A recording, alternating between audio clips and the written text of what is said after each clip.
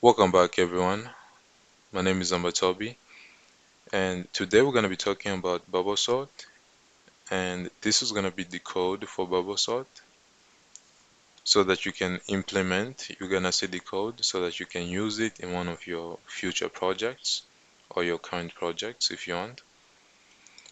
So I'm gonna make a function, and we're gonna call this bubble sort just because that's the name of the algorithm. And this function is gonna take an array.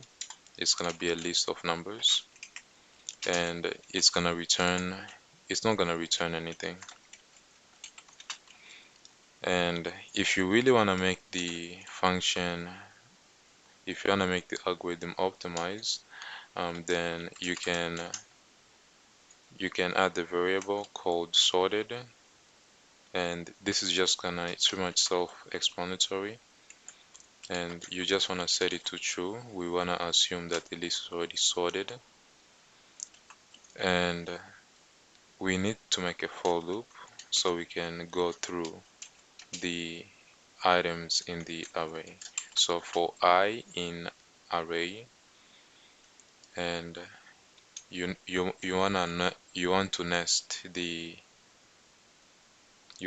the variable in here as the loop is going over and over. You just want to test if it's sorted until it's sorted. That's why you want to. That's the reason why you want to have it nested in here. So sorted equals true,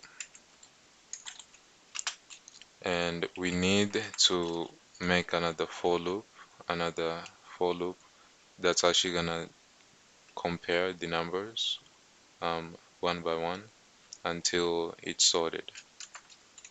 So I'm gonna make another for loop here.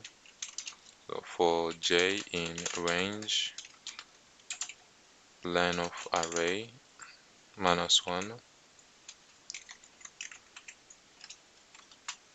and we just wanna check if this condition is true.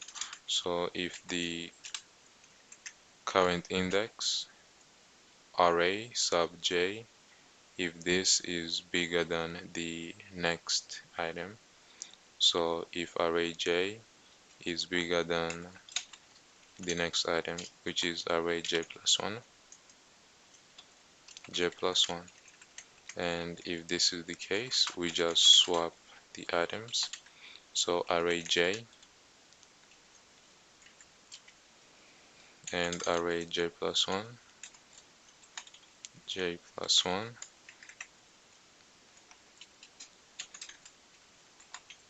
you just swap them up.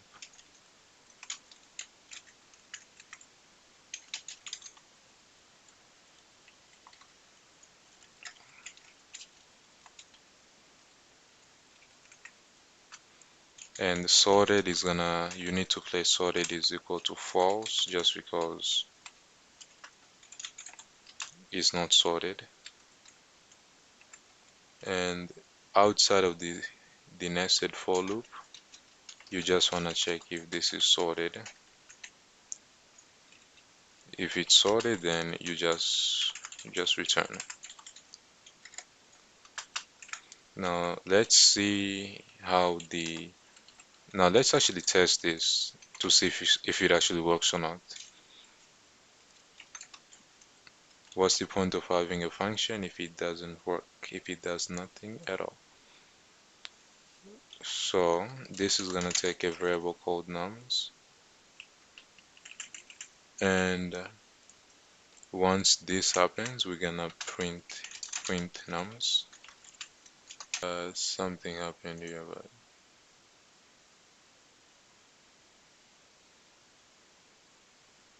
yeah, I just forgot to put none, so this is not needed, but this is definitely not needed, but I'm just gonna run it again. Yes, now it works. We got 9 all the way to 0, and this is the sorted version. So these numbers are sorted in descending order. but they need to be sorted in ascending order. And after we ran that algorithm, as you can see, it works. It actually works. And um, I was playing around with the code off camera, and I'm just gonna I'm just gonna pull it up.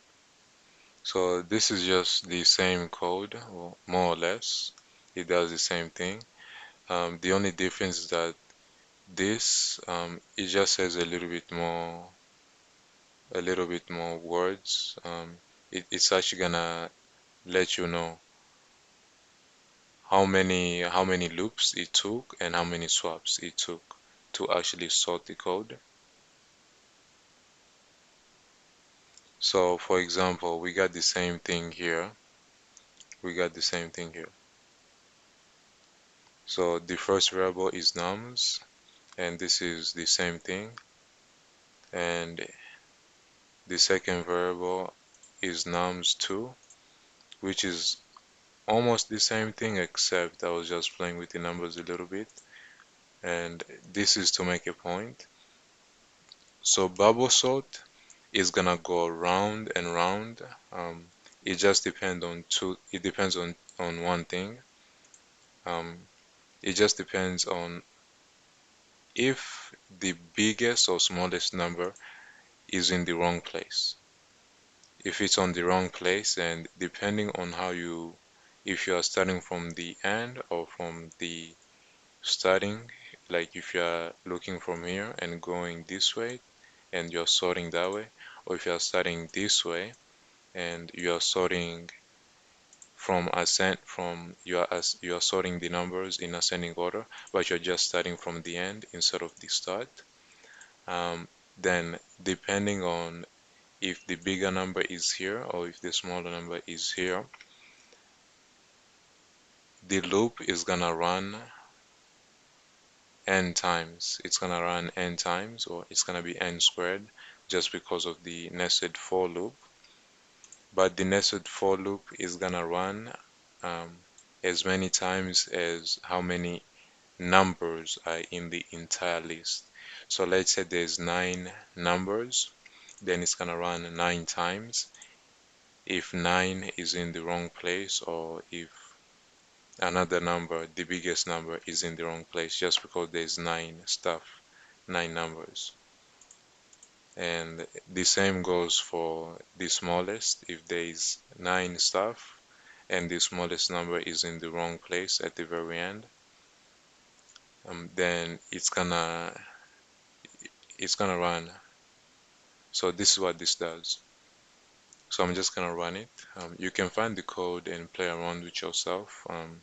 The code is gonna be in.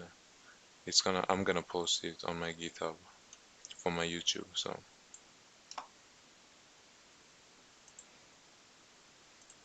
So I actually need to save this. Let me just save it so it can reflect. I'm gonna clear this and I'm gonna run it again. So this is the first variable, 98765432110, and this is the second variable. So the first, as you can see, it was sorted in, there's 10 numbers because 0 is included. So the 9 is in the wrong place. So it was sorted in 10 loops because that's how many stuff are in there. And there were 45 swaps. So it compared the numbers 45 times. And as you can see, the length was 10. So it was sorted in 10 loops. So let's say if the 9 moved a little bit, so let's say the 9 and the 2 switch places, the 9 and the 2 switch places. Now let's see.